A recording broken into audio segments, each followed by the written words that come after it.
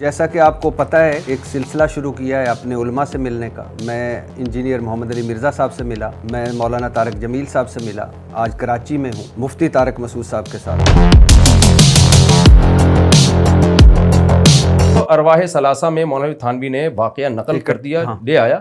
اگر کوئی کہتا ہے یہ غلط ہے تو بھی ہمیں کوئی اعتراض نہیں ہے, کوئی کہتا ہے نہیں یار جو بیان کرنے والے وہ ثقہ تھے تو بھی ہمیں کوئی اعتراض نہیں ہے. تو اس کا اسلام کے بیسک عقیدوں سے کوئی تعلق نہیں ہے. اور یہ محنت میں جو لکھا ہے نا قبر کا فیض والا مسئلہ, اس کا اس واقعے سے کوئی تعلق نہیں ہے. وہ قبر کے فیض کا جو مطلب ہے وہ میں بتاتا ہوں آپ کو, جو محنت میں جو لکھا ہے. فیض کا مطلب انہوں نے خود آگے بتا دیا کہ وہ طریقہ نہیں جو عوام میں رائج ہے. عوام میں کیا, ما فوق الاسباب کسی سے مدد طلب کرنا, قبروں سے مانگنا. علماء دیوبند استمداد کے قائل نہیں ہے, فیض کے قائل ہیں. اور قبر کا فیض جو اسباب کے اندر ہو وہ اس کے سب قائل ہیں. نبی صلی اللہ علیہ وسلم کے دنیا سے جانے کے بعد حضرت ابو بکر نے کیوں کہا کہ ان کو کیوں دفن کیا گیا, حضرت عمر نے کیوں کہا کہ مجھے نبی کے پہلو میں دفن کیا جائے, تھا نا کچھ فیض ہی تو تھا نا وہ.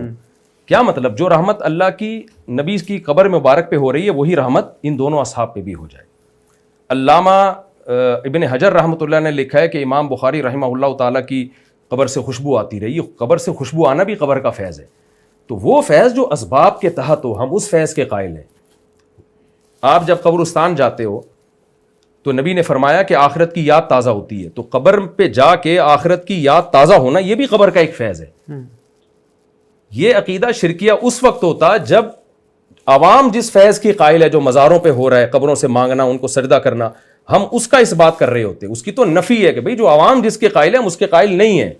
تو پھر آپ وہ عوام جو قبروں سے مانگنے کی قائل ہے وہ علماء دیوبند کے کھاتے میں کیوں ڈال رہے ہیں جبکہ وہ نفی کر رہے ہیں ہم اس کے قائل نہیں ہیں. یہ تو عین توحید ہے, یہ تم نفی کر رہے ہیں بھائی جو عوام میں جو قبر پرستی ہے ہم اس کے قائل نہیں ہیں. نہیں بالکل صحیح.